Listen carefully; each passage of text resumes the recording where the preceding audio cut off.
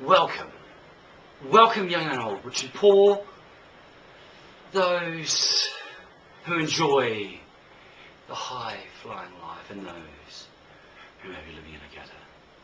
If you're anywhere between those two contrasting perspectives, I welcome you to this video blog with iamjonnyking. Yes, wearing sunglasses because my videoing future is certainly so bright I must need to wear shades. Maybe not. Less specs, let up. And don't you mention the French. We've had enough issues with the French over the years in our rugbying context. 12 months ago, I started a journey looking at the rugby context, the sporting context, bloviating random awesomeness in sport. Yes, it's been months since my last visitation. New video camera, finally worked it out. The time is right for us to talk sport.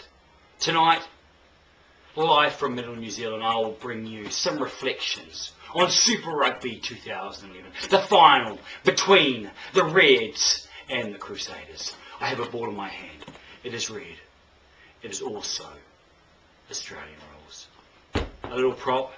Maybe. But such gives an insight into what transpired over the 80 minutes in Brisbane. Suncorp Stadium, a match that was anticipated, record crowd in attendance for a Super Rugby match in Australia. The Crusaders trailblazing their way around the world, playing away from home. Yes, Timaru and Nelson within the Crusaders catchment area. But time after time, week after week, don't let me break into a song. People began to believe that this Crusaders side could beat the odds. The high point being against the Stormers, meaning when they returned to Brisbane a second time in the season of 2011, many believed that there was no bridge high enough, no expanse wide enough, no trail long enough to be able to stop them from regaining Super Rugby supremacy in 2011. Did you enjoy that movement? Just a little bit of an effect here. The Reds finished top of the table, the Australian Conference champions, as the Crusaders were the New Zealand Conference champions. The Reds, many believed there would only be a matter of time before they would fall. And we all know what took place on Saturday night. Looking at it from a Crusaders perspective, their match that would be most significant in the season of 2011 would be their first fixture versus the Reds. That match, defined by Dickinson, would mean the Crusaders would finish third in an interconference table. The Reds would finish first. That would impact the Crusaders greatly as they would be on the road. That match, round robin match, ultimately could be definitive as we reflect upon the season from a Crusaders perspective.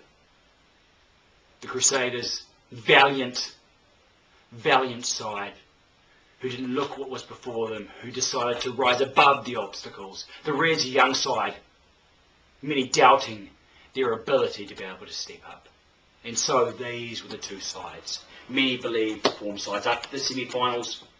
Who could question the Crusaders' dominant victory in Newlands? And then there was just one. What do we think? The themes about this match, the overarching themes. Well, many have talked about it being in a top 5 finals in their experience, but it was a mistake-ridden match. Really impacted and influenced either side's ability to be able to have flow and cohesion and moving forward. Impacted the Crusaders. We look at the line-out. Was a significant context for them. We could talk about those markers. But the definitive moment of the match for iamjonnyking would be the event surrounding the Brad Thorn no try. Brad Thorn takes the ball, runs forward, white line fever. He was going to give it a bit of a boogie.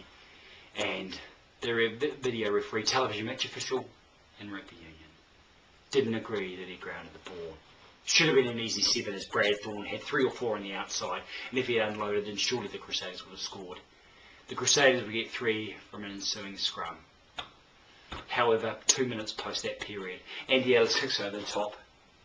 Reds back in defence, or not really defence, probably would say. Reds back in position, able to counter-attack. Dubiani has the ball, able to step one inside another, and he's under the posts.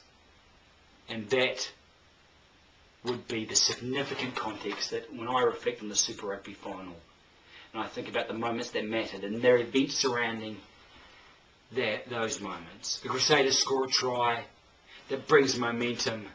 They have the energy, they have an advantage or an opportunity. Previously, Sean Maitland, all he has to do is grabbing the ball, not an easy pass on the inside from the Fairback to Robbie Fruin, and Maitland would have been under the posts.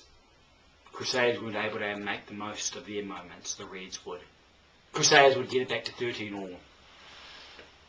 And another opportunity. Matt Todd has the ball just on the Reds side of halfway, back slam on the ground, ball goes forward, Willie Gettier picks it up, looks one way, looks the other way, sees a gap, makes the advantage line, can't afford to a lead, replacement scrum half from the Crusaders, comes across, tries the ankle tap, when he could have gone for the nice diving tackle from behind. Doesn't get Gettier. Gettier's in. And that was all she wrote. The Reds would make